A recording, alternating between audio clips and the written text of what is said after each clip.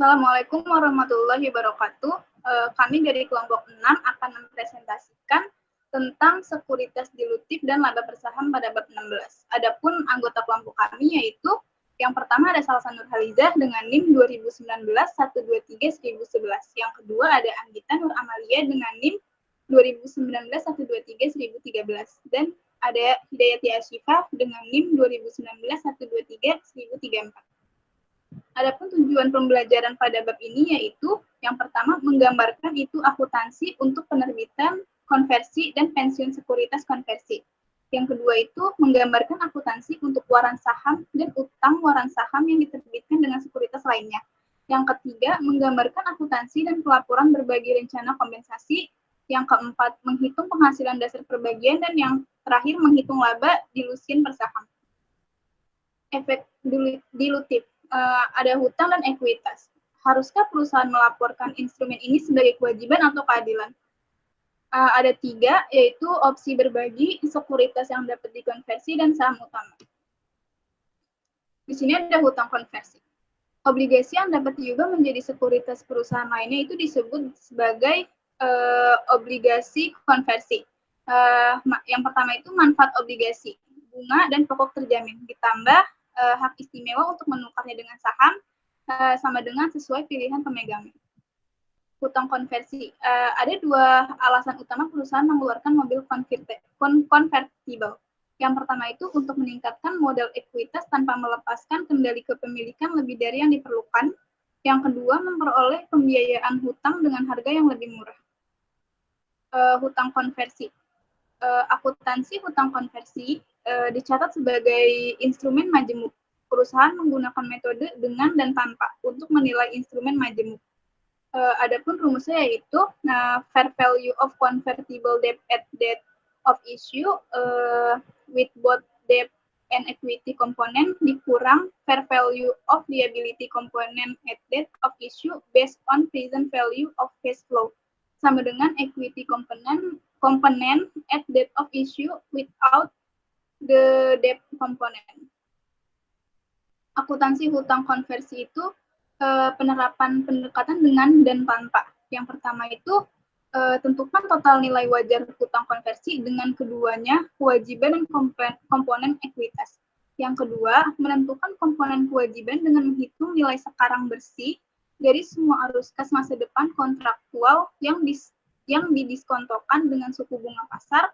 Dan yang terakhir itu kurangi komponen kewajiban yang diestimasi pada langkah kedua dari nilai wajar hutang konversi atau hasil penerbitan untuk sampai pada komponen ekuitas. Slide selanjutnya akan dibacakan oleh Anggita.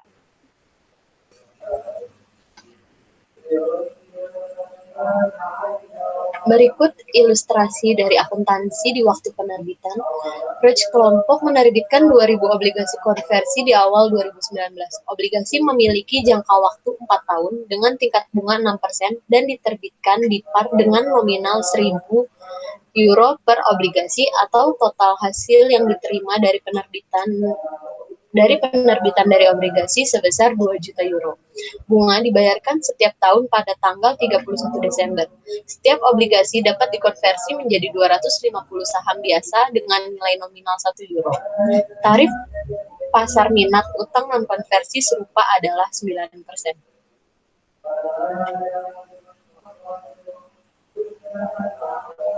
Berikut rumus perhitungannya yaitu present value of prinsipalnya sebesar 2 juta euro dikali dengan 70.843 dengan total akhirnya 1.416.860 euro.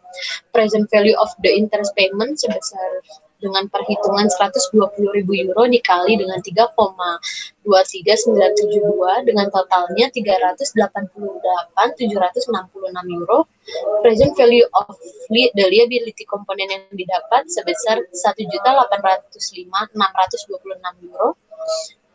Dan fair value of convertible debt at date of issuance-nya sebesar 2 juta euro dikurang dengan fair value of liability component at date of issue sebesar 1.805.626 euro. Fair value of equity component at date of issue yang didapat sebesar 194.374 euro. Berikut jurnal yang dituliskan yaitu ada uang tunai di debit sebesar 2 juta euro dan hutang obligasi di posisi kredit sebesar 1.805.606 euro dan bagikan premium ekuitas konversi di kredit sebesar 194.394 euro.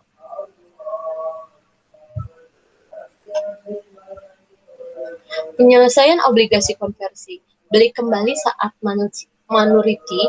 Jika obligasi tidak dikonversi pada saat jatuh tempo, Roach membuat jurnal berikut untuk melunasi debt holder yang dapat dikonversi. Berikut jurnalnya. Hutang obligasi di debit sebesar 2 juta euro dan uang tunai di kredit sebesar 2 juta euro. Catatannya, jumlah yang awalnya dialokasikan ke ekuitas sebesar 194.384 euro tetap ada di share premium akun ekuitas konversi atau ditransfer ke share premium akun biasa.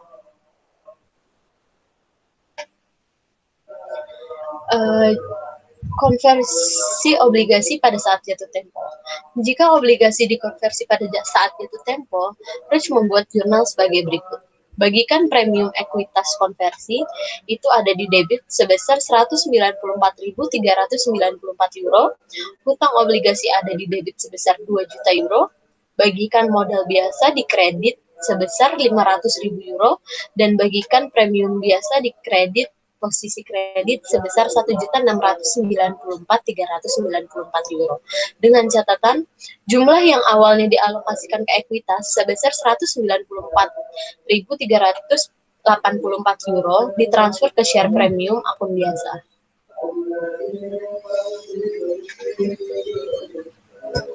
Konversi obligasi sebelum jatuh tempo. Schedule of bond amortization, effective interest method. 6% bond discount at 9%. Pada tanggal 1 Januari 2019, itu carrying amount of bonds-nya sebesar 1.805.626 euro, dan pada tanggal 12 terjadi itu ada cashback sebesar 120.000 euro, interest expense sebesar 162.506 euro, diskon amortisasinya yang didapat itu sebesar 42.506 euro. Dan hasil carry amount of bonds-nya sebesar 1.848.132 euro.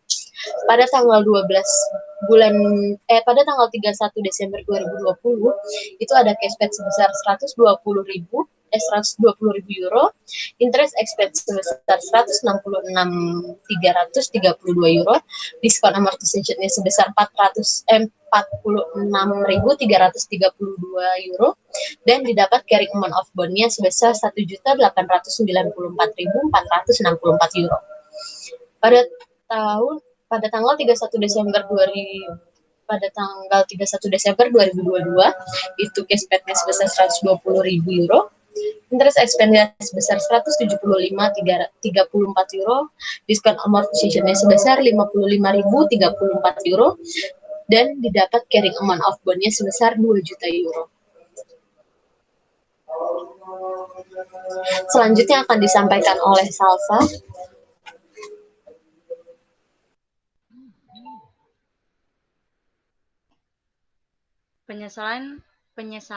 Penyelesaian obligasi konversi. Konversi obligasi sebelum jatuh tempo dengan asumsi bahwa Roach mengubah obligasi menjadi saham biasa pada tanggal 31 Desember 2020. Jurnalnya, bagikan premium ekuitas konversi sebesar 194.374 euro, hutang obligasi di debit sebesar 1.894.464 euro. Di bagian kreditnya ada bagikan modal biasa sebesar 500.000 euro. Di bagian kredit ada lagi bagikan premium biasa sebesar 1.588.838 euro. Catatannya, jumlah awalnya dialokasikan ke ekuitas sebesar 194.374 euro ditransfer ke share premium akun biasa.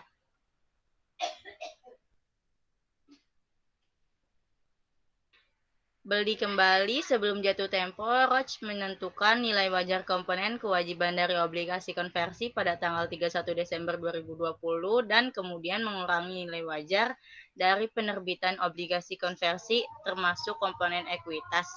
Untuk sampai pada nilai ekuitas, kemudian satu, perbedaan antara imbalan yang dialokasikan ke komponen liabilitas dan nilai tercatat liabilitas diakui sebagai keuntungan atau kerugian.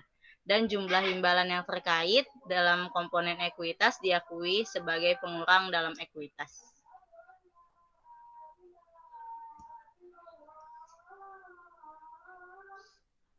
Beli kembali sebelum jatuh tempo menganggap nilai wajar dari hutang konversi termasuk kewajiban dan komponen ekuitas berdasarkan harga pasar pada tanggal 31 Desember 2020 adalah 1.965.000 euro. Nilai wajar dari komponen kewajiban adalah 1.904.900 euro.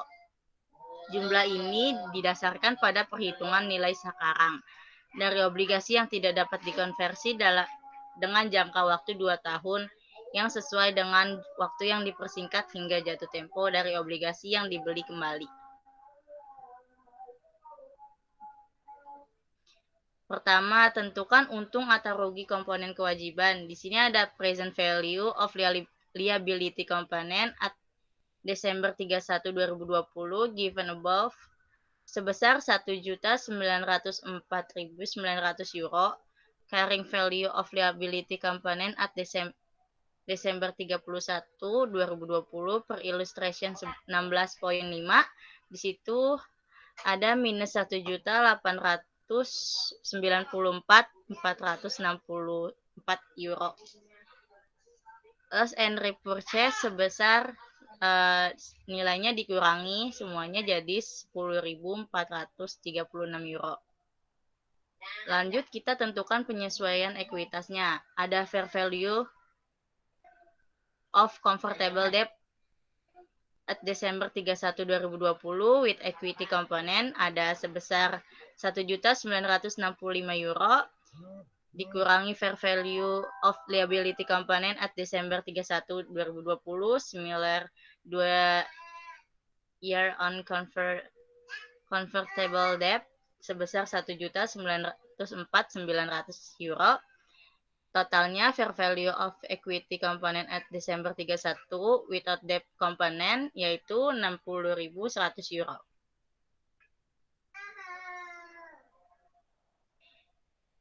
Jurnalnya yaitu di debit ada hutang obligasi sebesar 1.894.464 euro. Masih di debit ada bagikan premium ekuitas konversi 60.100 euro.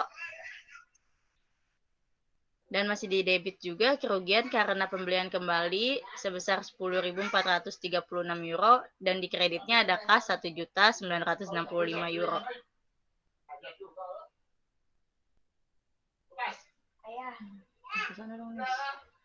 Hutang konversi terinduksi. Ada penerbit ingin mendorong konversi yang cepat. Penerbit menawarkan pertimbangan tambahan yang disebut pemanis untuk menyebabkan konversi. Pemanis adalah biaya arus titik. Ilustrasi Helloite memiliki obligasi konversi nilai nominal 1 juta US dollar yang dapat dikonversi menjadi 100.000 saham biasa.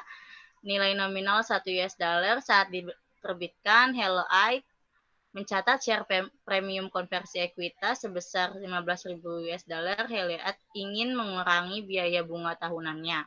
Untuk melakukannya, Helloite setuju untuk membayar pemegang obligasi konversi tambahan 80.000 US dollar jika mereka mau dikonversi. Dengan asumsi terjadi konversi, Helloite membuat entry berikut. Jurnalnya biaya konversi di debit 80.000 US dollar, biaya premium ekuitas konversi 15.000 US dollar, hutang obligasi 1 juta US dollar masih di debit dan di kreditnya ada bagikan modal biasa 100.000 US dollar, bagikan premium biasa 915 US dollar dan uang tunainya 80.000 US dollar. Selanjutnya akan dilanjutkan oleh teman saya Hidayati Asyifa.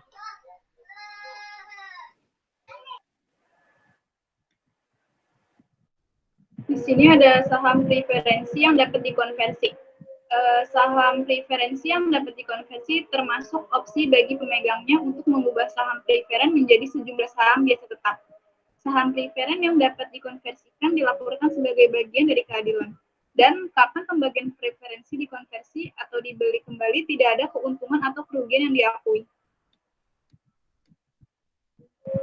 Ilustrasinya, Mors masalah AG 1000 saham preferen yang dapat dikonversi yang memiliki nilai nominal 1 euro per saham. Saham tersebut diterbitkan dengan harga 200 euro per saham. Ayat jurnal untuk mencatat transaksi ini adalah sebagai berikut. Ada kas di sisi debit sebesar 200.000 euro, yaitu didapat dari 1000 dikali 200 euro. 1000 dikali 200 euro. Terus kemudian di kredit itu ada bagikan modal preferensi sebesar 1000, didapat dari 1000 dikali 1 euro. Kemudian di kredit ada bagikan premium ekuitas konversi sebesar 199 euro. 1000 euro. Kemudian ilustrasi yang kedua itu, jika setiap saham tersebut kemudian dikonversi menjadi 25 setiap saham biasa, atau 2 euro nilai nominal yang memiliki nilai wajar 410.000 euro, jurnal untuk mencatat konversi adalah sebagai berikut. Di kredit ada bagikan modal preferensi sebesar 1000, kemudian ada di debit lagi bagikan premium ekuitas konversi sebesar 199.000, kemudian di kredit ada bagikan modal biasa sebesar 50.000 didapat dari 1000 kali 25 dikali 2 euro. Kemudian di kredit ada bagikan premium biasa sebesar 150.000.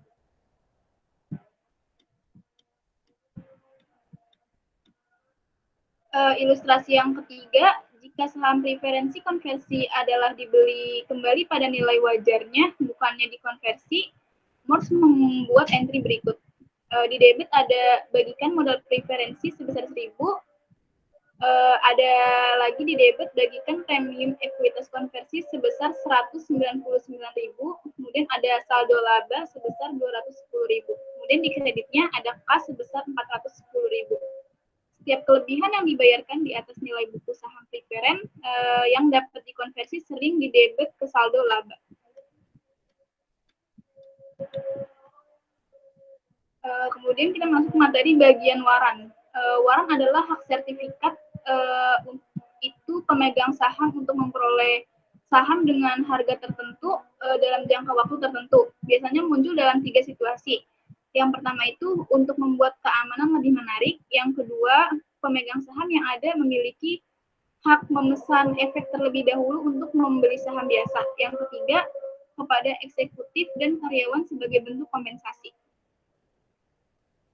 Waran saham yang dikeluarkan dengan efek lainnya, waran yang diterbitkan bersama sekuritas lain pada dasarnya adalah opsi jangka panjang untuk membeli saham biasa dengan harga tetap.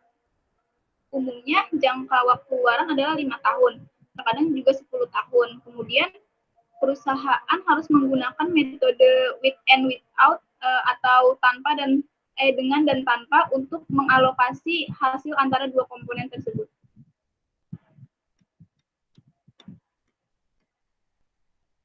Ilustrasinya yaitu di satu kali Siemens AG menerbitkan obligasi dengan detachable waran 5 tahun. Asumsikan bahwa waran 5 tahun memberikan opsi untuk membeli satu waran biasa bagikan atau nilai par 5 euro di 25 euro. Pada saat itu saham biasa dari Siemens sedang dijual sekitar 30 euro. Waran ini memungkinkan Siemens untuk menentukan harga penawaran obligasi dengan 10 juta euro wajah nilai, setara dengan hasil 8,3/4%, sedikit lebih rendah dari harga yang berlaku waktu itu. Dalam contoh ini, Siemens dapat menjual obligasi ditambah warannya seharga 10.200.000 euro. Untuk hasil penjualan ini, Siemens menggunakan dengan dan tanpa metode. Dengan menggunakan pendekatan ini, Siemens menentukan nilai sekarang dari masa depan arus gas terkait dengan obligasi, yaitu sebesar 9.707.852 euro. Menggunakan pendekatan ini, Siemens menentukan nilai sekarang, kemudian jurnalnya ya. Jurnalnya di sini tuh ada fair value of bonds with warrants sebesar 10.200.000 euro, kemudian dikurangi fair value of liability component at date of issue sebesar 9.707.852, kemudian equity component at date of issue-nya itu jadi 492.148 euro. Tersedia obligasi dijual dengan harga diskon. Siemens mencatat penjualan sebagai berikut. Di debit itu ada kas sebesar 9.705.852. Kemudian di kreditnya itu hutang obligasi sebesar 9.705.852. Kemudian di kasnya selain itu Siemens menjual waran dan membuat entry berikut. Di sebelah kanan kas di debit sebesar 492.148. Kemudian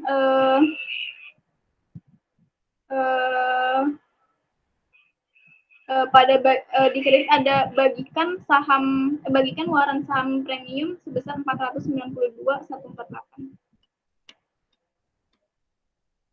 Berikutnya akan dibacakan oleh teman saya Anggita.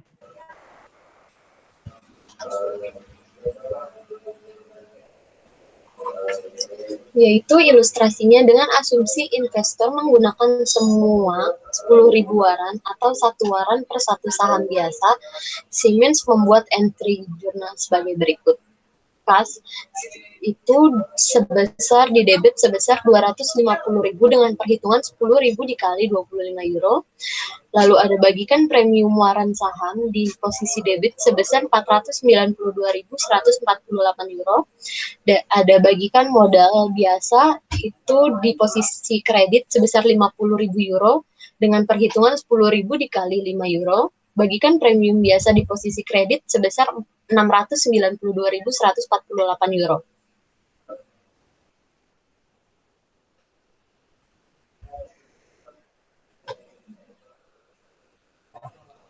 Hak untuk berlangganan ke saham tambahan.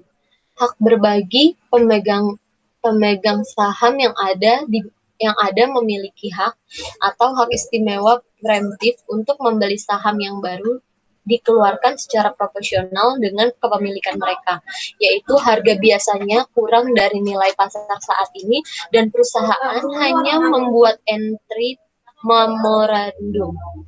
Bagikan rencana kompensasinya.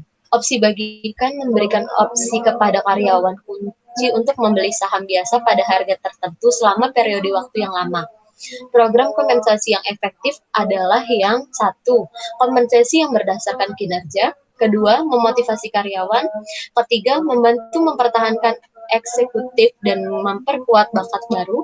Keempat, ada memaksimalkan manfaat setelah pajak karyawan dan meminimalkan biaya setelah pajak pemberi kerja. Dan yang terakhir, ada gunakan kriteria kinerja di mana karyawan memiliki kendali.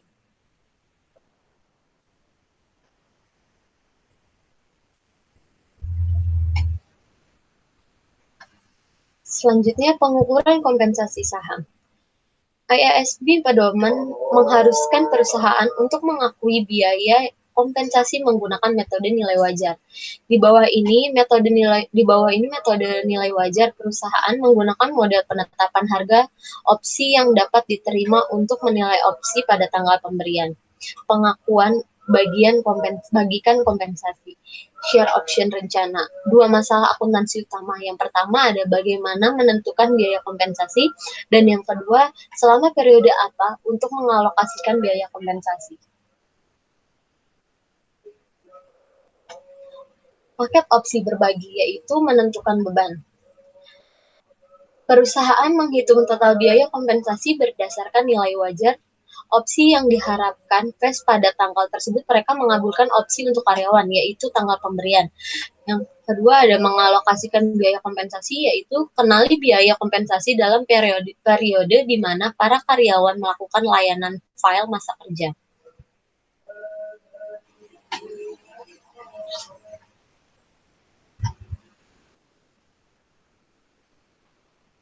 Bagikan contoh kompensasinya. Berikut ilustrasi di tanggal 1 November 2018, pemegang saham Chen Ltd menyetujui sebuah rencana yang memberikan 5 pilihan eksekutif perusahaan untuk membeli 2.000 saham masing-masing dari 100 yen. Nilai nominal saham biasa perusahaan. Perusahaan memberikan hibah opsi pada tanggal 1 Januari 2019. Para eksekutif dapat menggunakan opsi tersebut kapan saja dalam 10 tahun ke depan. Harga opsi per saham adalah 6.000 yen dan harga pasar dari sahamnya di tanggal pemberiannya adalah 7.000 yen per saham. Di bawah, metode nilai wajar perusahaan menghitung total kompensasi biaya oleh menerapkan model penetapan harga opsi nilai wajar yang dapat diterima, atau seperti penetapan harga opsi Black-Scholes model. Untuk menjaga ilustrasi ini tetap sederhana, kami menganggap bahwa adil harga opsi harga model menentukan total biaya kompensasi Chen menjadi 22 juta yen. Entry dasarnya yaitu asumsikan bahwa masa manfaat yang diharapkan ada 2 tahun, dimulai dengan tanggal pembelian. Chen akan mencatat transaksi terkait kontrak opsi sebagai berikut. Berikut entry jurnalnya pada tanggal 31 Desember 2019.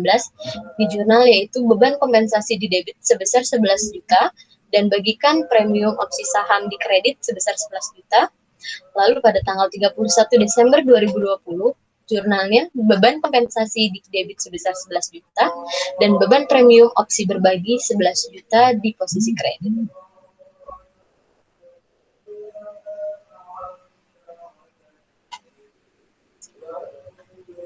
Olahraga. Jika eksekutif Chen menggunakan 2.000 dari 10.000 opsi atau 20% opsi pada tanggal 1 Juni 2022 atau 3 tahun dan 5 bulan setelah tanggal pemberian, perusahaan mencatat entry jurnal sebagai berikut. Pada tanggal 1 Juni 2022, pas berada di posisi debit sebesar 12 juta dengan perhitungan 2.000 dikali 6.000 yen. Share premium opsi saham berada di posisi debit sebesar 4.400.000, bagikan modal biasa sebesar 200.000 di posisi kredit dengan perhitungan 2.000 dikali 100 yen, bagikan premium biasa sebesar 16.200.000 di posisi kredit.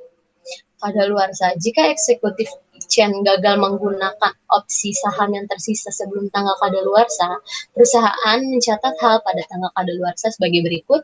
Pada tanggal 1 Januari 2029, berbagi premium opsi berbagi itu sebesar 17.600.000 di posisi debit, dan share premium opsi berbagi kadaluarsa sebesar 17.600.000 di posisi kredit dengan perhitungan 22 juta dikali 80%.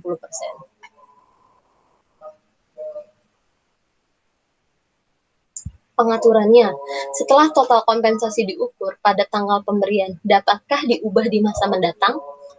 Jawabannya tergantung pada apakah penyesuaian tersebut disebabkan oleh 1. Kondisi layanan, atau yang kedua pada kondisi pasar.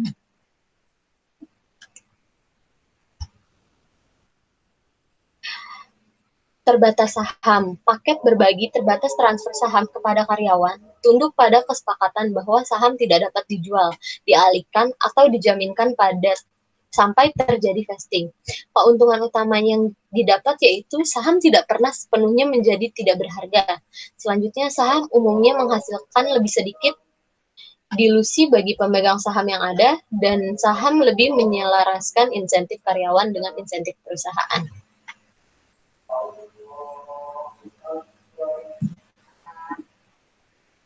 Selanjutnya akan disampaikan oleh Salsa.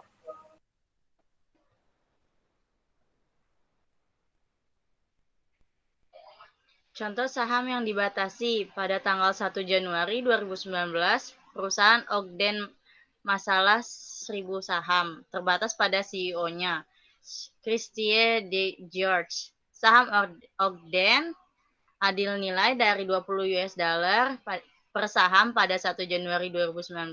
Informasi tambahan adalah sebagai berikut. 1. Masa kerja terkait dengan saham yang dibatasi, penggunaannya adalah 5 tahun. Vesting terjadi jika Dick George tetap bersama perusahaan untuk jangka waktu 5 tahun. 3. Per nilai saham adalah 1 US dollar per saham. Ogden membuat jurnal berikut pada tanggal pemberian 1 Januari 2019. Contoh saham yang dibatasi. Ogden membuat jurnal berikut pada tanggal pemberian yaitu 1 Januari 2019. Di mana jurnalnya yaitu di debit ada kompensasi diterima di muka sebesar 20.000 US dollar, di kredit ada bagikan modal biasa sebesar 1.000 US dollar yang didapat dari 1.000 dikali 1 US dollar. Dan ada bagikan premium biasa sebesar 19.000 US dollar yang didapat dari 1.000 US dollar dikali 19 US dollar. Kompensasi diterima di muka merupakan biaya jasa yang belum dilaksanakan, yang bukan merupakan aset. Dilaporkan dalam ekuitas ini laporan posisi keuangan sebagai sebuah kontra akun ekuitas.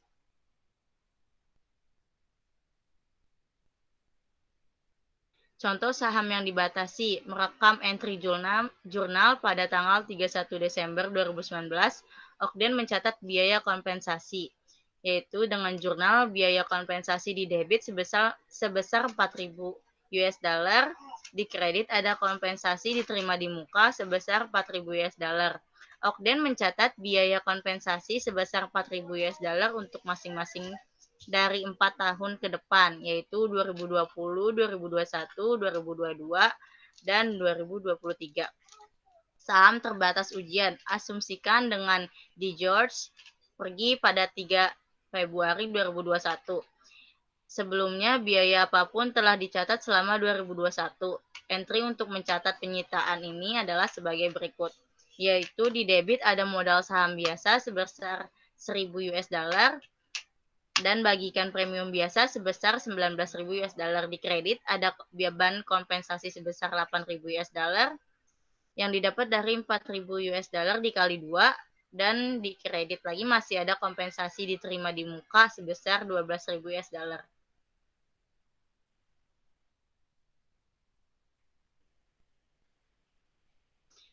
Karyawan rencana pembelian saham. 1. Umumnya mengizinkan semua karyawan untuk membeli saham dengan harga diskon untuk waktu yang singkat.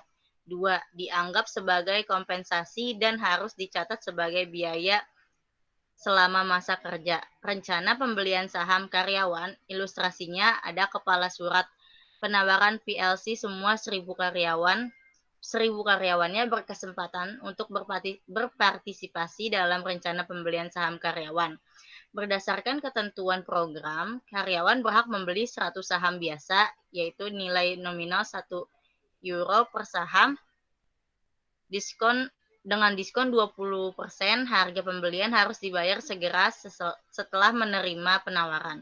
Secara total, 800 karyawan menerima tawaran tersebut dan setiap karyawan rata-rata membeli 80 saham. Artinya, total pembelian karyawan 64.000 saham, harga pasar rata-rata tertimbang saham pada tanggal pembelian adalah 30 euro per saham, dan harga pembelian rata-rata tertimbang adalah 24 euro per saham. Jurnalnya yaitu tunai sebesar 1.536.000 euro yang didapat dari 64.000 euro dikali 24, dan beban kompensasinya sebesar 384.000 euro yang didapat dari 64.000 euro dikali 30 euro dikurangi 24 euro.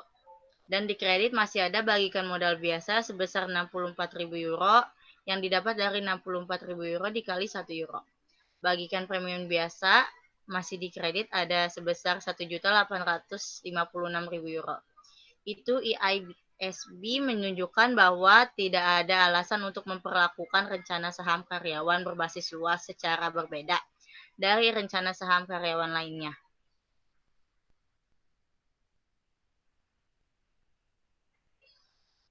Perdebatan selesai share option akuntansi. IISB menghadapi tantangan yang cukup besar ketika mengusulkan metode nilai wajar untuk akuntansi opsi saham. Hal ini tidak mengherankan, mengingat bahwa metode nilai wajar menghasilkan biaya kompensasi yang lebih besar dibandingkan dengan model nilai intrinsik. Pelaporan keuangan yang transparan termasuk pengakuan biaya berbasis saham tidak boleh dikritik karena perusahaan akan melaporkan pendapatan yang lebih rendah.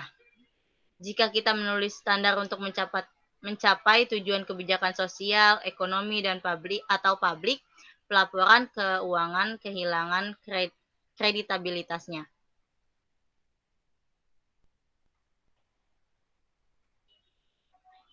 Penghasilan per saham dikurangi pendapatan perolehan dari setiap saham biasa, yaitu 1. Perusahaan melaporkan laba per saham hanya untuk saham biasa. 2. Ketika laporan laba rugi berisi operasi yang dihentikan, perusahaan diwajibkan untuk melaporkan laba per saham dari obligasi yang dilanjutkan dan laba bersih di muka laporan laba rugi. Di sini ada earning per share di income for continuing operations sebesar 4 euro. Dikurangi dengan from discount operation net of tax sebesar 60 perak euro. Jadi net income-nya 3,40 euro. Selanjutnya akan dilanjutkan oleh teman saya Hidayat Yasifah.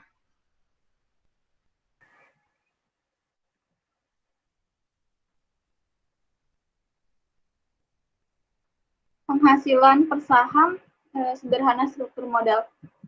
Yang pertama, sederhana struktur. Hanya saham biasa, tidak ada saham biasa yang berpotensi pada saat konversi atau pelaksanaan. Yang kedua, kompleks struktur.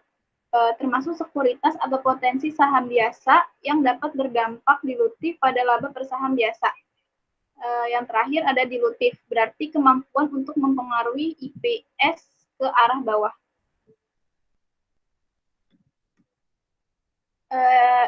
IPS itu earning per share, sederhana struktur modal. Preferensi bagikan dividen. Mengurangi dividen saham preferen tahun berjalan dari laba bersih yang akan diperoleh pendapatan yang tersedia untuk pemegang saham biasa. Earning per share itu rumusnya sama dengan net income dikurang preference dividends dibagi rata-rata ordinary share outstanding. Dividen preferensi dikurangkan dari saham preferen kumulatif, baik diumumkan maupun tidak. Rata-rata tertimbang biasa saham beredar. Perusahaan harus menimbang saham dengan bagian dari periode mereka beredar. Kapan bagi dividen atau bagi hasil terjadi. Perusahaan perlu menyajikan kembali saham yang beredar sebelum pembagian dividen atau pembagian. Ilustrasinya, Frank memiliki perubahan berikut atas saham biasa selama tahun berjalan. Tanggal 1 Januari itu share change-nya itu beginning balance share outstanding-nya sebesar 90.000. Kemudian pada 1 April ada issue 30.000 share forecast itu sebesar 30.000. Kemudian itu ditambah jadi sebesar 120.000. Kemudian pada 1 Juli itu membeli purchase 39.000 share itu membeli 39.000 saham sebesar 39.000. Kemudian dikurang 120.000 dikurang 39.000 sama dengan 81.000. Kemudian pada 1 November issue 60.000 share forecast itu sebesar 60.000. Kemudian pada 31 Desembernya ending balance-nya itu sebesar 81.000 ditambah 60.000 jadi sebesar 141.000. Kemudian Frank menghitung jumlah rata-rata tertimbang saham beredar sebagai berikut. Ini tanggalnya itu tanggal 1 Januari sampai 1 April itu di share outstanding itu sebesar 90.000. Terus di fraction of year-nya itu 3/12. Kemudian pada rata-rata sahamnya weighted share-nya itu dikali A kali B, share outstanding dikali fraction of year, yaitu sebesar 22.500. Kemudian pada 1 April sampai 1 Juli itu share outstanding-nya itu 120.000. Kemudian fraction of year-nya itu sama, 3/12. Kemudian weighted share-nya itu 30.000, sama dikali A kali B. Kemudian pada 1 Juli sampai 1 November itu sebesar 81.000 share outstanding-nya. Kemudian fraction of year-nya itu 4/12. Kemudian pada weighted share-nya itu sebesar 27.000. Kemudian pada 1 November sampai 31 Desember, share outstanding-nya itu sebesar 141.000, fraction of year-nya itu 2/12, terus weighted share-nya itu 23.500. Kemudian weighted average ordinary share outstanding-nya itu dijumlah semua, hasilnya jadi sebesar 103.000. Di sini ada ilustrasi perusahaan Sabrina. Perusahaan Sabrina ini mengalami perubahan saham biasa sebagai berikut selama tahun berjalan. Tanggal 1 Januari itu sama saldo awalnya, ada saldo awal, kemudian sebesar 100.000. Pada 1 Maret itu issue 20.000 share for cash itu sebesar 20.000. Kemudian ditambah jadi 120.000. Kemudian pada 1 Juni ada 60.000 penambahan saham. Itu tuh dari 50% share dividen dari saham dividen sebesar 60.000. Kemudian dijumlah jadi 180.000. Kemudian pada 1 November issue 30.000 share for cash. Ini sebesar 30.000. Kemudian pada 31 Desember pada saldo akhirnya itu sebesar 210.000, itu ditambah 180 ditambah 30.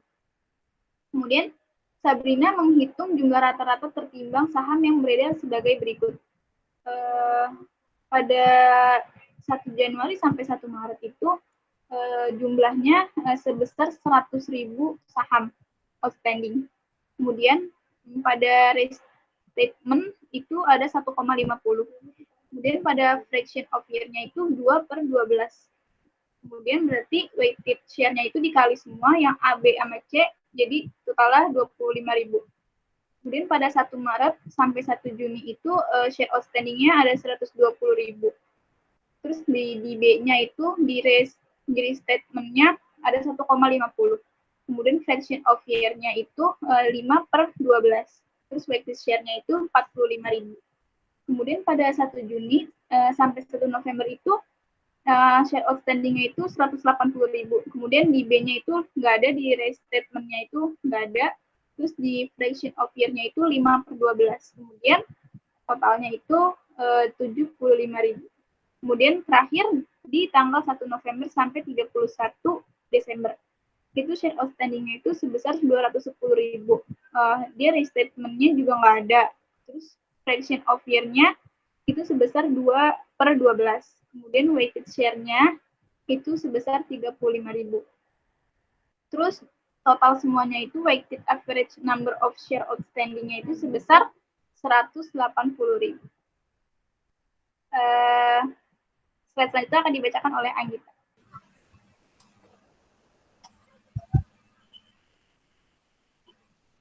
Laba per saham di Lusian. Struktur modal kompleks adalah ketika perusahaan memiliki satu sekuritas konversi, kedua opsi waran atau hak lainnya, bahwa setelah pertobatan atau latihan bisa mencairkan penghasilan perbagikan, perusahaan melaporkan penghasilan dasar dan dilusian perbagikan. Apps yang diencerkan termasuk dampak dari semua saham biasa berpotensi dilutif yang beredar selama periode tersebut. Perusahaan tidak akan melaporkan apps terdilusi jika sekuritas dalam struktur modalnya adalah anti-dilutif, yaitu ada rumusnya F sama dengan net income dikurang preference dividends dibagi weight dikurang average share outstanding dikurang impact of convertible dikurang impact of option warrants and other exclusive, dan hasilnya itu basic F dan dilute F.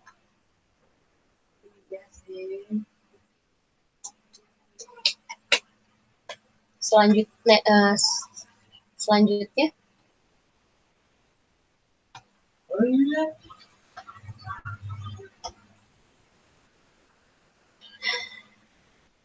Ukur efek dilutif dari potensi konversi pada EPS menggunakan metode jika dikonversi. Metode untuk obligasi konversi ini mengasumsikan 1. Konversi pada awal periode atau pada saat penerbitan sekuritas jika diterbitkan selama periode tersebut, dan yang kedua penghapusan bunga terkait setelah pajak.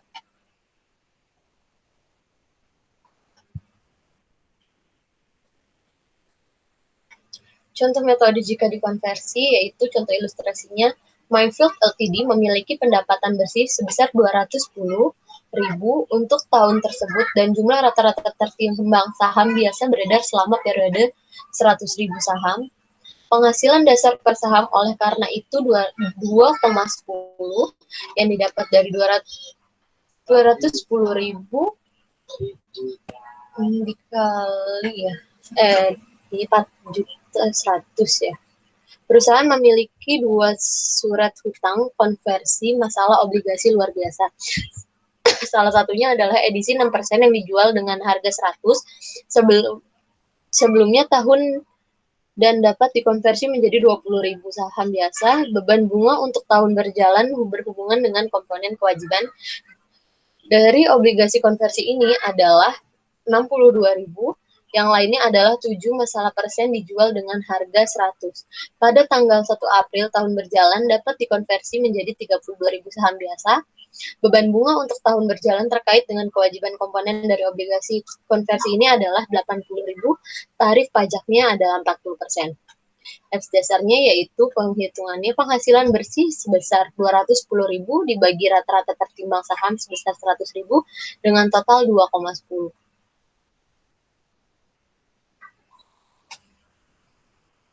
Saat menghitung diencerkan EPS mulai dengan dasar EPS. Dasar EPS-nya sebesar 210.000, 6% surat utang ditambah 62.000 dikali 1 diambil 0,40 ditambah dengan 7% surat utang yaitu 80.000 dikali 1 diambil 0,40 dikali 9/12 dibagi dengan 100.000 ditambah 20.000 ditambah 24.000 yaitu EPS 100.000-nya itu dari EPS dasar sebesar 2,10, 20.000-nya efek pada EPS yaitu sebesar 1,86 dan 24.000-nya dari efek pada EPS sebesar 1,50 dengan total akhir EPS dilusian sebesar 1,97.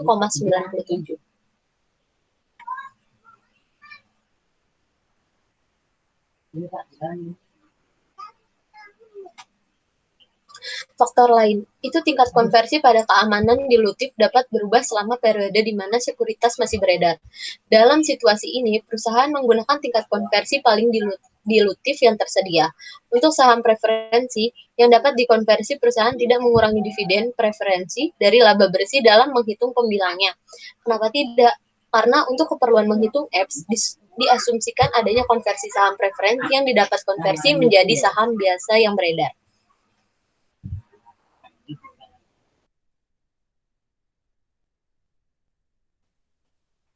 Ilustrasi selanjutnya, EPS dengan saham preferensi di 1 Januari 2019, LAN perusahaan dikeluarkan 1 juta dari 6% mobil atap terbuka saham preferensi itu dikabarkan. Setiap 100 saham preferen dapat dikonversikan menjadi 5 saham biasa LAN. LAN laba bersih masuk 2019 sebelumnya 240.000 dan tarif pajaknya sebesar 40%. Perusahaan memiliki 100.000 saham biasa yang beredar pada tahun 2019. Instruksinya yaitu hitung per saham dilusian untuk tahun 2019 dan hitung EPS dilusinya terdilusi untuk tahun 2019. Saat menghitung diencerkan EPS dimulai dengan dasar EPS. EPS dasarnya yaitu batas pemasukan dengan perhitungan 240.000 diambil dengan PVDIF-nya sebesar 60.000 dibagi dengan rata-rata tertimbang saham sebesar 100.000 dengan total akhir 1,80.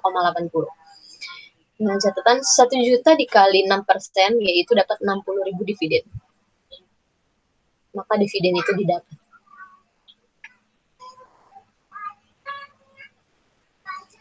Ilustrasi, hitung EPS terdilusi untuk tahun 2019. Saat menghitung diencerkan EPS dimulai dengan dasar EPS. EPS yang diencerkan yaitu yaitu dasar sama dengan EPS dilusian. 240.000 dikurang 60.000 ditambah 60.000 dibagi dengan 100.000 ditambah 50.000 dengan total akhir 240.000 dibagi dengan 150.000 dan hasilnya 1,60 yaitu 10.000 dikali 5. Maka terdapat 50.000.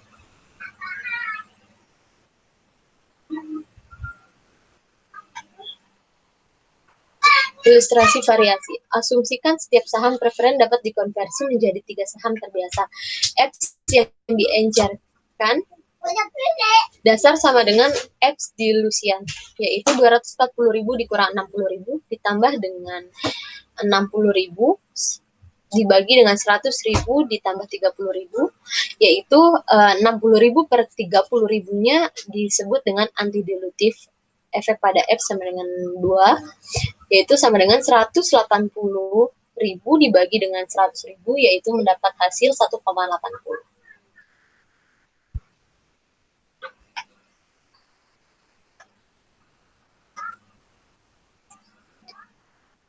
Ukur efek dilutif dari potensi konversi menggunakan metode saham treasury. Metode ini mengasumsikan 1. Perusahaan menggunakan opsi atau waran pada awal tahun atau tanggal penerbitan, dan yang kedua, bahwa ia menggunakan hasil tersebut untuk membeli saham biasa untuk saham treasury. Laba per saham dilusian. Saham yang dapat diterbitkan secara kontingensi.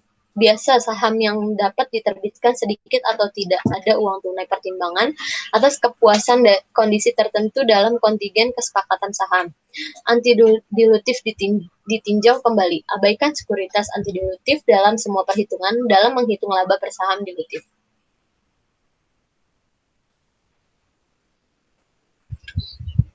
Perusahaan harus menunjukkan jumlah per saham untuk 1. Pendapatan dari operasi berkelanjutan, kedua ada operasi yang dihentikan, dan yang terakhir ada batas pemasukan.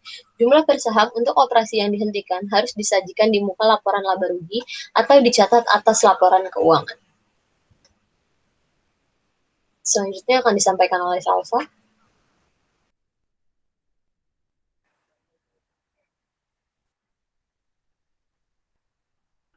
Di sini ada simple capital structure. Di bawahnya ada itu atau single presentation of EPS. Terus di bawahnya ada compute income applicable to ordinary share atau net income minus preferred dividend. Di bawahnya ada compute weighted average ordinary share outstanding. Kemudian di bawahnya itu rumus EPS sama dengan income applicable to ordinary share dibagi weighted average ordinary share. Di sini ada complex capital structure, dual presentation of EPS. Di sebelah kiri ada basic earnings per share, terus di bawahnya ada formula income applicable to ordinary share dibagi weighted average ordinary share.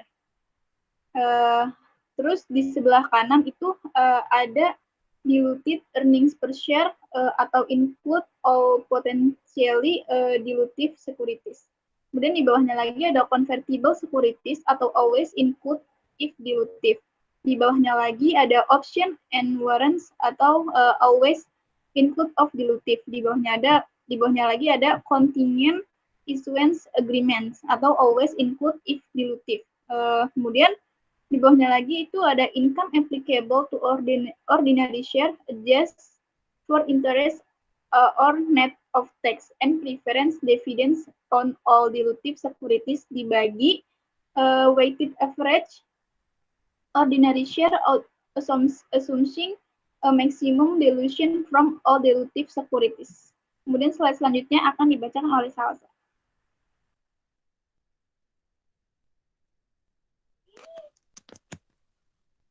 Akuntansi untuk hak apresiasi saham. Share appreciation right. Share appreciation right atau SARS, yaitu ada satu perusahaan memberikan hak kepada eksekutif untuk menerima kompensasi yang setara dengan penghargaan saham. 2. Bagikan apresiasi adalah kelebihan harga pasar dari bagikan pada tanggal pelaksanaan dengan harga yang telah ditentukan sebelumnya. 3. Perusahaan dapat membayar apresiasi saham secara tunai, saham atau kombinasi keduanya. Sebuah counting untuk berbagi apresiasi hak tergantung pada apakah perusahaan mengklasifikasikan hak sebagai ekuitas atau sebagai liabilities.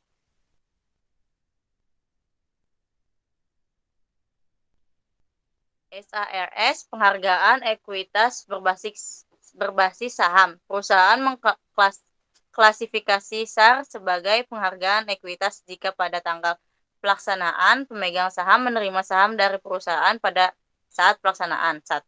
Pemegang saham menerima saham dalam jumlah yang sama dengan apresiasi harga saham atau selisih antara harga pasar dan harga yang telah ditentukan sebelumnya. 2. Pada tanggal pemberian, perusahaan menentukan nilai wajar untuk SAR dan kemudian mengalokasikan jumlah tersebut untuk biaya kompensasi selama masa kerja karyawan. SARS, penghargaan kewajiban berbasis saham. Perusahaan mengklasifikasi SAR sebagai penghargaan kewajiban jika pada tanggal pelaksanaan pemegang penerima pembayaran tunai akuntansi, yaitu 1. Ukur nilai wajar penghargaan pada tanggal pemberian dan dapatkan kompensasi selama masa kerja. 2. Mengukur kembali nilai wajar pada setiap periode pelaporan sampai penghargaan diselesaikan, yaitu menyesuaikan biaya kompensasi setiap periode untuk perubahan nilai wajar pro rata untuk bagian dari periode lainnya yang diselesaikan. 3. Setelah masa layanan selesai, tentukan biaya kompensasi setiap periode berikutnya dengan melaporkan perubahan penuh harga pasar sebagai penyesuaian untuk biaya kompensasi. Contoh hak apresiasi saham. Ilustrasinya, Brazil Hotel menetapkan rencana hak apresiasi saham pada tanggal 1 Januari 2019. Rencana tersebut memberikan hak kepada eksekutif untuk menerima uang tunai pada tanggal pelaksanaan untuk selisih antara harga pasar saham dan harga yang telah ditetapkan sebelum dari 10 US dollar pada 10.000 SAR. Nilai wajar SAR pada 31 Desember 2019 adalah 3 US dollar dan masa kerja berlangsung selama 2 tahun, yaitu 2019 sampai dengan 2020. Ilustrasi 16A.1 menunjukkan jumlah biaya kompensasi yang akan dicatat setiap periode. Contoh hak apresiasi saham. Pada tanggal 31 Desember 2019, fair value-nya ada 3 US dollar, cumulative compensation recognizable-nya ada 30 US dollar, percentage accurate-nya ada 50%, cumulative compensation accrued to date-nya ada 15.000 US dollar. Expense 2019-nya ada 15 US dollar. Expense 2020-nya kosong.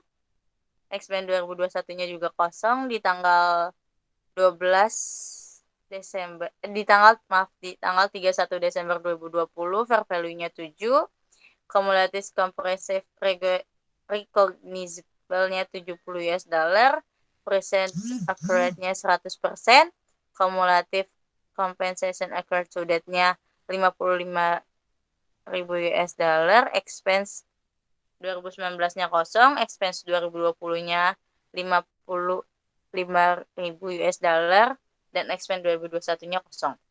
Pada tanggal 31 Desember 2021, fair value-nya ada 5, cumulative compensation recognizable-nya ada 50 US dollar, percentage accurate-nya ada 100%, cumulative compensation accurate to date-nya nilai jumlah 50 US dollar, dan expense 2021-nya ada minus 20 US dollar. Brazil Hotel mencatat biaya kompensasi pada tahun pertama sebagai berikut. Beban kompensasi di debit 15.000 US dollar, kewajiban berdasarkan rencana apresiasi saham di kredit ada 15.000 US dollar. Entry untuk mencatat biaya kompensasi negatif di 2021 adalah sebagai berikut. Di debit ada kewajiban berdasarkan rencana apresiasi saham sebesar 20.000 US dollar, Di kredit ada biaya kompensasi sebesar 20.000 US dollar. Pada tanggal 31 Desember, para eksekutif menerima 50.000 US dollar. Brazil akan menghapus tanggung jawab dengan entry berikut. Di debit ada kewajiban berdasarkan rencana apresiasi saham 50.000 US dollar dan di kreditnya ada kas 50.000 US dollar. Next.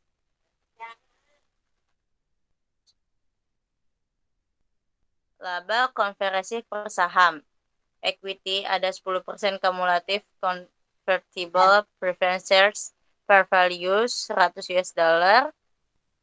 100.000 share authorized 25.000 share issued and outstanding sebesar 2.500.000 US dollar. Share capital ordinary per value 1.500.000 juta. Share authorized 500 shares issued on and outstanding 500.000 US dollar. Share premium 2 juta US dollar, retained earnings 9 juta US dollar, total equity-nya sebesar 14 juta US dollar. Long term debt-nya ada notes payable 14% sebesar 1 juta US dollar, convertible bonds payable-nya ada 2.500.000 US dollar, convertible bonds payable issue B-nya ada 2.500.000, jadi total long term debt-nya ada 6 juta US dollar. Berikutnya akan dibacakan oleh teman saya, Hidayati Asyifa.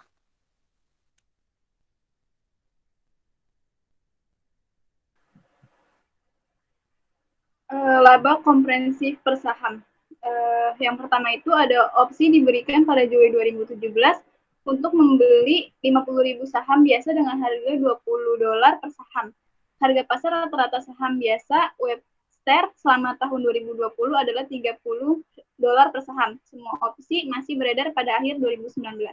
Kemudian yang kedua obligasi konversi tersebut diterbitkan pada tahun 2018. Setiap obligasi konversi dapat dikonversi menjadi 40 lembar saham biasa, atau setiap obligasi memiliki nilai nominal sebesar $1.000. Pada tahun 2019, beban bunga $200.000 pada komponen kewajiban obligasi konversi itu masalah A. Kemudian konversi masalah A dicatat. Kemudian beban bunga $250.000 dicatat pada komponen kewajiban obligasi konversi, itu masalah B. Kemudian yang ketiga, saham preferen konversi kumulatif 10% diterbitkan pada awal tahun 2019 dengan harga nilai nominal. Setiap saham preferen dapat dikonversi menjadi 4 saham biasa. Yang keempat, ada tarif pajak pendapatan rata-rata adalah 40%. Kemudian yang kelima, 500.000 saham biasa beredar sepanjang tahun. Yang keenam, dividen preferen tidak diumumkan pada tahun 2019. Kemudian yang terakhir, laba bersih adalah sebesar $1.750.000 pada tahun 2019. Yang kedelapan, tidak ada obligasi atau saham preferen yang dikonversi selama tahun 2019. Perhitungan laba per sahamnya itu seperti kayak net income-nya itu sebesar $1.750.000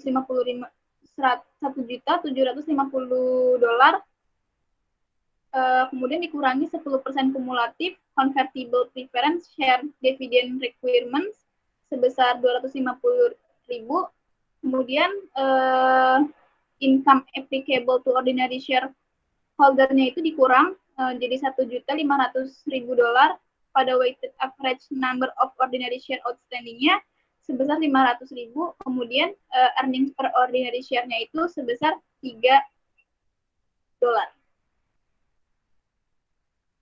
Dilutif laba per saham. Langkah-langkah untuk menghitung dilutif laba per saham itu yang pertama, tentukan untuk setiap keamanan dilutif efek per saham dengan asumsi pelaksanaan atau konversi. Yang kedua itu beri peringkat hasil dari langkah 1 dari efek penghasilan per saham terkecil hingga terbesar. Yang terakhir dimulai dengan laba per saham berdasarkan rata-rata tertimbang dari saham biasa yang beredar. Hitung ulang laba per saham dengan menambahkan efek per saham terkecil dari langkah 2. Lanjutkan proses ini selama setiap laba per saham yang dihitung ulang lebih kecil dari jumlah sebelumnya. Kemudian langkah pertamanya itu menentukan efek per saham untuk setiap keamanan yang berpotensi dilutif. Number of share under option itu sebesar 50.000, option price per share-nya itu $20, terus proceed upon assume exercise of option-nya itu dikali 50.000 dikali $20 sebesar $1 juta. Kemudian pada average 2015 market price ordinary share sebesar $30, terus treasury share that could be acquired with proceeds itu sebesar 33,333. Itu didapat dari $1 juta dibagi $30. Kemudian excess of share under option over treasury share that could be repurchased itu 16.667 didapat dari 50.000 dikurang 33,333. Terus per share efeknya itu incremental numerator efek dibagi incremental denominator efek sama dengan yang atas nggak ada dibagi 16,667 share sama dengan $0. Kemudian pada slide selanjutnya itu ada interest expense on bonds for year. Itu sebesar $250.000, income tax reduction to interest itu $100.000, interest expense avoid atau net of tax-nya itu $150.000. Kemudian pada number of ordinary share issue assuming conversion of bond itu $100.000. Kemudian pada per share efeknya itu incremental numerator efek dibagi incremental denominator efek sama dengan $150.000 dibagi 100.000 per saham, yaitu hasilnya $1,50. Kemudian yang di bawahnya sama caranya, cuman beda angkanya saja. Kemudian selanjutnya, yang pertama itu ada option, itu sebesar $0. Kemudian yang kedua ada convertible bonds, itu issue A, itu sebesar 1,20, terus yang ketiga ada convertible bonds, itu issue B sebesar 1,50. Yang keempat 10% convertible preference itu sebesar 2,50. Ini peringkatnya. Ya. Terus langkah berikutnya itu menentukan laba per saham yang berpengaruh pada peringkat. Perhitungan ulang earning per share menggunakan incremental effect of option. Di sini ada income applicable to ordinary shareholder itu sebesar $1.500.000. Terus ditambah incremental numerator effect of option itu nggak ada. Kemudian total itu jadi $1.500.000. Terus weighted average number of ordinary share outstanding itu 500.000. Kemudian ditambah incremental denominator effect of option itu sebesar 16,667. Terus totalnya itu $516,667. Terus recomputed earnings per share-nya itu sebesar $2,90 itu didapat dari $1.500.000 dibagi 516,667 saham. Itu termasuk efek dari opsi adalah dilutive. Kemudian akan dibacakan oleh Anggita.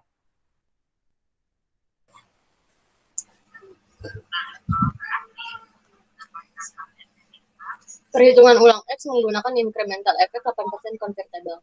Convertible bond A, issued A, numerator from preference calculation sebesar $1.500.000, interest expense avoided atau net of tax sebesar $120.000 dengan total $1.620.000. Denominator from previous calculation sebesar $516.667.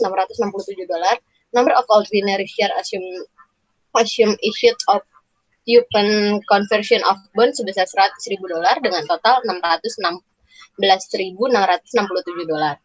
Recomputed earning per share yaitu dihitung dari $1.620.000 dibagi dengan $616,667 share dengan hasil akhir yaitu $2,63. Perhitungan ulang X menggunakan incremental 10% obligasi konversi yaitu convertible bond issued B. Numerator from previous calculation-nya sebesar $1.620.000, interest expense avoid net of tax-nya sebesar $150.000 dengan total $1.770.000. Denominator from previous calculator share-nya sebesar $616.667 Number of ordinary share assumed issued open conversion bond-nya sebesar $100.000 dengan total 716.667. Recompute earning per share-nya itu didapat dari $1.770.000 dibagi dengan 716.667 share dengan total akhir sebesar $2,47.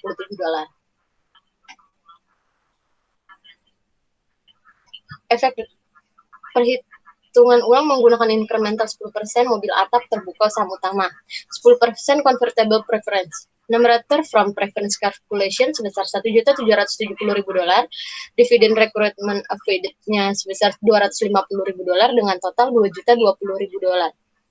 Denominator from preference calculation-nya itu sebesar 716.667, number of ordinary share assumed issued open conversion of return shares sebesar $100.000 dengan total akhir $816.667. Fixed earning per share-nya itu terhitung dari $2.020.000 dibagi dengan 816.667 share dengan total akhir 2,47%. Efeknya adalah anti-dilutif.